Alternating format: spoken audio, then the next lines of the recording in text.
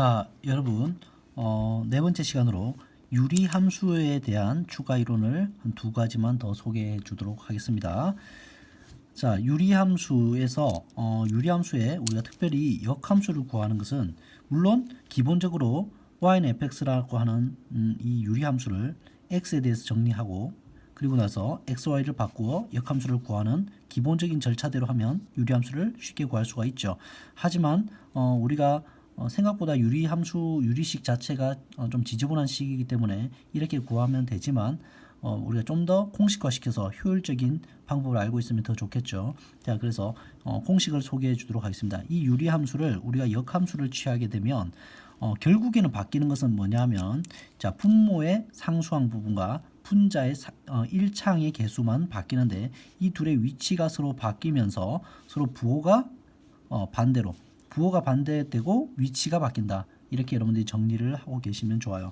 그래서 문제 15번 같은 경우 y는 fx는 -x 플러스 c는 ax 플러스 b라는 이런 유리함수의 역함수가 다음과 같다고 할 때 a, b, c를 구하라고 하면 자, 주어진 fx의 역함수 즉 a와 c의 위치를 바꾸고 부호를 바꾸니까 -c, -a 이렇게 들어가는 거죠.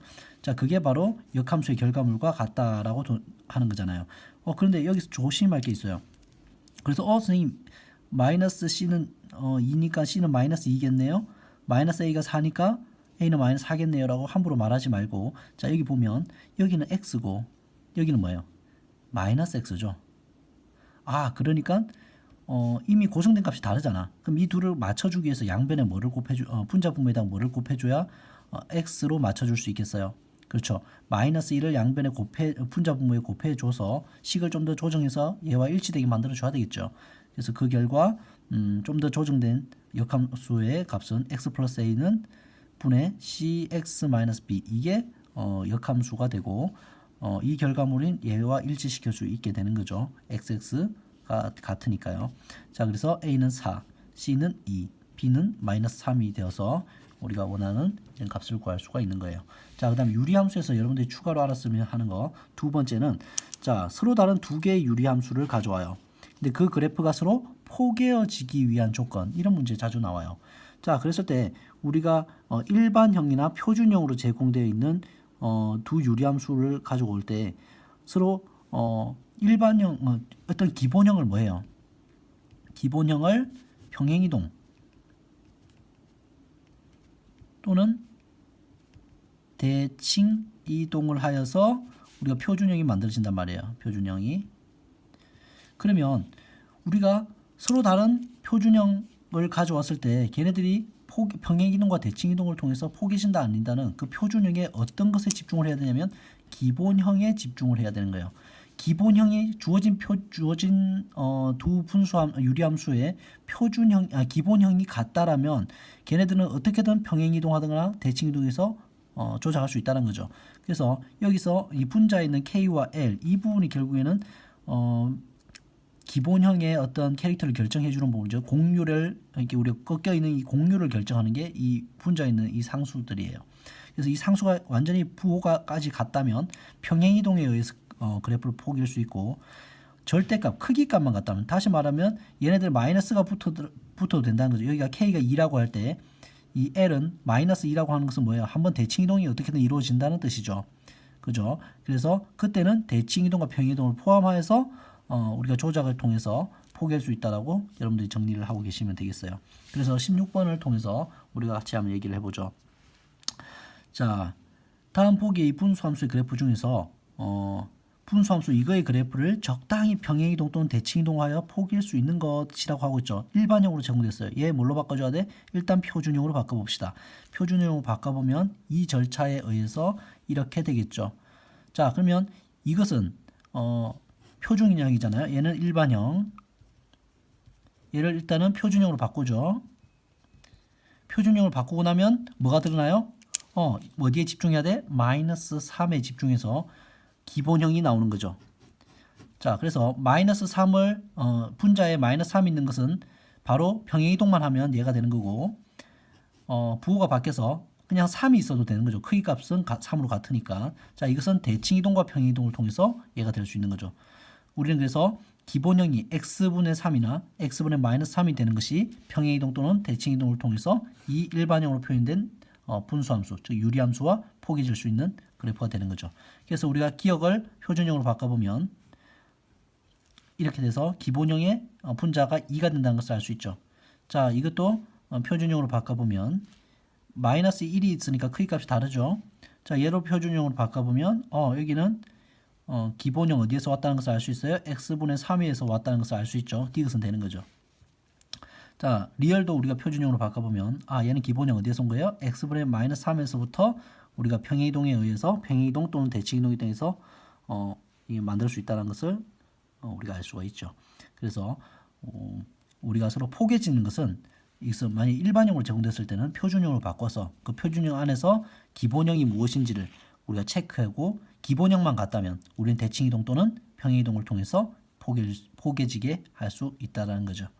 자, 그렇게 여러분들이 정리하고 계시면 되겠어요. 자, 그 다음에 여러분들 무리함수에 대해서도 우리가 추가 이론을 같이 다뤄보도록 하죠. 앞서 다뤘던 유리함수와 마찬가지로 무리함수에서도 서로 포개지기 위한 조건은 되게 중요한 부분이에요. 자, 그래서 마찬가지로 여기 있는 x 앞에 있는 이 개수 a, x 앞에 있는 개수 이 b에 집중을 하셔야 되는데 이 둘이 같다면 적절한 평행이동에 의해서 같게 할 수 있고 이거에 부호가 반대여도 크기값만 같다라면 대칭이동을 포함하여서 평행이동과 대칭이동을 통해서 겹치게 할 수 있다라는 거예요. 같은 유형이죠. 그 17번 보면 자, 여기서 다음 함수의 그래프 중 평행이동을 통해서 무리함수 루트 마이너스 x와 일치시킬 수 있는 것. 자, 이거는 그냥 기본형으로 제공되었네요. 기본형. 자, 그러면 얘는 어때요? 얘는 평행이동만 해야 되니까 마이너스가 반드시 있어야 되겠죠. 근데 여기는 앞에 1이 있는 것이니까 아니고 여기는 우리가 묶어보면 뭐가 돼요? 묶어보면 마이너스, 여기는 또 마이너스가 앞에 있으니까 또 아니죠. 기본형이 다르죠. 얘는 대칭이동이 꼭 필요한 거예요. 얘는 어때요? 여기도 플러스이기 때문에 마이너스와 맞지 않아서 얘는 대칭이동이 필요한 형태가 되겠고 얘는 우리가 정리해보면 표준형으로 바꿔보면 이렇게 되겠죠. 그리고 얘는 기본형이 얼마예요? 루트 마이너스 x고 얘를 x축 방향으로 플러스 1, y축 방향으로 플러스 1 평행이동한 게 보이죠. 그래서 4번이 답이 될 수 있다는 것을 여러분들 확인할 수 있겠습니다. 자, 이것의 기본형은 뭐예요? y는 마이너스 루트 마이너스 2x 얘가 기본형이 되기 때문에 기본형이 다르죠. 얘는 기본형이 뭐예요? 기본형은 y는 루트 x. 얘는 기본형이 뭐예요? y는 마이너스 루트 2x. 얘는 기본형이 y는 루트 x. 다 기본형을 통해서 우리가 일치하는지 확인할 수가 있는 거예요. 자, 그 다음 두 번째. 자, 우리가 그래프를 보고 무리함수의 식을 구할 때, 자, 이런 그래프의 식이 있어. 이게 무리함수 식을 구하래요. 그런데 제공되는 건 뭐냐면 시작점이 2,1이고 나머지 이 무리함수의 그래프 위에 나머지 한 점이 제공되었을 경우에 그때 우리가 어떻게 하냐 하면 먼저 시작점을 체크해요. 시작점을 체크해서 우리가 표준형의 일부를 채워 넣을 수가 있죠. 어떻게 해요? y는 루트 a의 x 빼기 m 플러스 n인데 m과 n 자리에 2와 1이 들어가는 거죠. 그래서 여기가 완성시키고 나머지 미지수 a를 어떻게 처리하는 거야? 지나는 한 점 x 자리에 3, y 자리에 3을 넣어서 우리가 나머지 a 값을 구성할 수가 있는 거예요. 자, 이런 식으로 하는 것을 우리가 18번을 통해서 확인해 봅시다. 자, 그래프를 보면서 무리함수의 식을 구성하는 거예요. 자, 그러면 시작점은 몇 컴마 몇이에요? 얘는 2 컴마 마이너스 1이니까 시작점에 의해서 우리가 여기까지는 말할 수 있죠. 그 다음에 지나는 한 점. 우리가 이 그래프에서 지나는 한 점이 또 뭐 있어요? 여기 있잖아요. 바로 0,1이라는 지나는 한 점이 있죠. 얘를 x 자리에 1, y 자리에 0을 대입해서 a에 관한 식을 풀면 a 값을 구할 수 있죠. 그래서 미지수를 다 채워 넣으면 우리가 원하는 식을 구할 수 있고 표준형을 일반형으로 풀어서 각각의 a와 b와 c의 자리를 찾아서 값을 구할 수가 있겠네요. 이렇게 우리가 그래프를 통해서 무리함수를 구할 수 있는 유형 기억하고 계시면 좋겠어요. 자, 그 다음에 정의역이 제한되어 있는 경우에 정의역이 여기서 P에서 Q 사이로 제한되어 있을 때 자, 이 무리함수의 최대치수를 구하는 문제예요. 자, 무리함수의 그래프의 유형은 크게 네 가지밖에 없어요.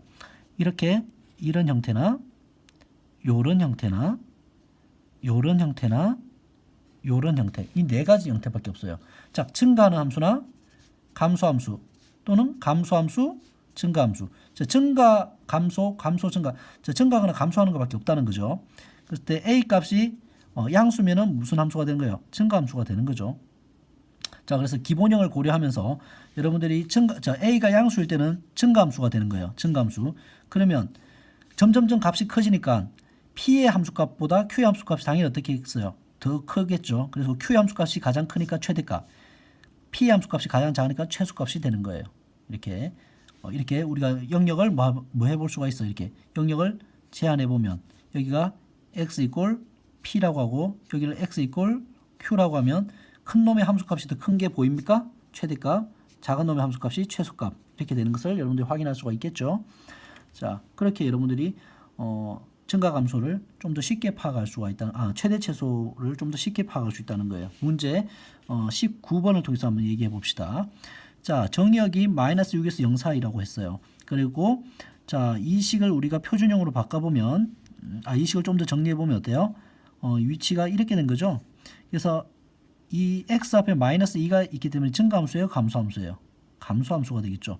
그러면 그래프는 어떻게 그려지는 형태냐 하면 요렇게 그려지는 그래프가 되겠죠. 요렇게 그려지는 걸.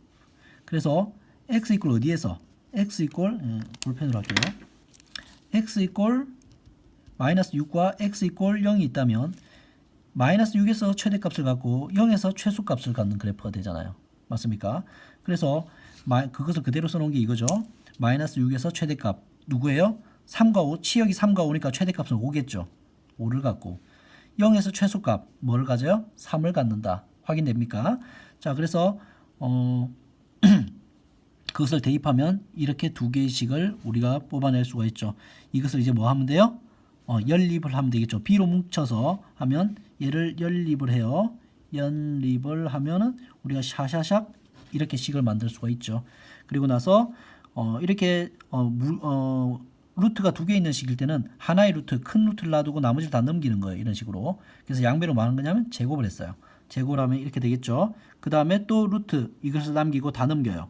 그러면 이렇게 되겠죠. 그래서 또 양변을 제곱해요. 그래서 A 값을 찾고 A 값을 대입해서 B 값을 찾는 거예요. 이렇게 이 풀이 과정 좀 지저분해 보이지만 여러분들이 잘 따라가면서 A, B 값을 확인해 보시기를 바랍니다. 자, 그리고 마지막 주제로 자, 무리함수 y는 fx의 그래프와 무리함수의 그래프와 이 직선의 위치 관계에 대해서 묻는 경우가 많아요. 자, 기본적으로 무리함수의 일단 기본형을 이렇게 표준형을 가지고 이렇게 일반적인 무리함수로 하나 그래프를 그렸어요. 그 다음 직선을 그렸어요. gx를. 그랬을 때 우리가 이 둘의 위치 관계는 굉장히 중요한 부분이 뭐냐면 첫 번째 접했을 때가 굉장히 중요해요. 자, 접하는 부분이 중요해요. 이 지금 접하게 그랬죠. 접한다는 것은 뭐예요? 이 둘을 뭐 하면? 이 둘을 뭐 했을 때? 연립을 했을 때 그럼 만들어지는 2차 방정식이 있겠죠. 그것에 뭐 판별식이 0이 되게 하는 미지수를 찾는 거예요. 그래서 그 부분이 가장 중요한 거예요. 가장 핵심적인 부분이고 그것을 잘 고려해서 하시면 돼요. 자, 20번 한번 같이 한번 풀어보도록 하죠. 자, 곡선 y는 루트 2x-3이라는 무리 함수와 y는 kx 플러스 1, y 절편이 1이네요. 1인 이런 직선이 만나도록 하는 것인가, 두 점에서 만나도 되고 한 점에서 만나도 되고 일단 만나기만 하면 되는 그 k 값의 범위가 a에서 a와 b 사이라고 할 때 ab 값을 구하라.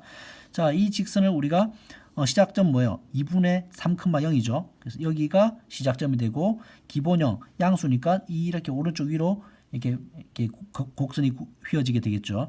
그 다음에 이 직선은 y절편이 어디예요? 이 0,1이라는 이 y절편은 변함이 없잖아요. 그러면서 만나려면 우리가 이런 식으로 접하거나 또 어디예요?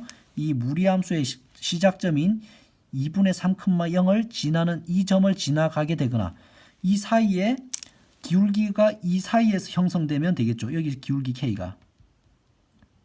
맞습니까? 그래서 이 사이 범위면 되는 거예요. 그러면 접할 때의 K 값을 구할 수 있고 2분의 3,0을 지날 때의 K 값을 구할 수가 있겠죠. 먼저 2분의 3,0을 지날 때의 K 값은 이렇게 계산해 보면 이게 X 증가분 2분의 3, Y 증가분 마이너스 1이잖아요. 2분의 3 갈 때 마이너스 1 가니까 그것을 그대로 기울기 공식에 쓰면 2분의 X 변화량분의 Y 변화량 이렇게 해서 마이너스 3분의 2가 K 값이 된다는 것을 알아냈죠. 하나. 그 다음 접할 때의 K 값 구해야 되잖아요. 그럼 둘을 뭐 해야 돼? 연립을 해야 되겠죠. 맞습니까? 연립을 해서 자, 여러분들이 샤샤샤샤샥 따라가서 계산해 보세요. 그러면 여러분들이 값이 나오는 것을 알 수가 있어요. 시간이 관계상 여기까지 하겠습니다. 수고하셨습니다.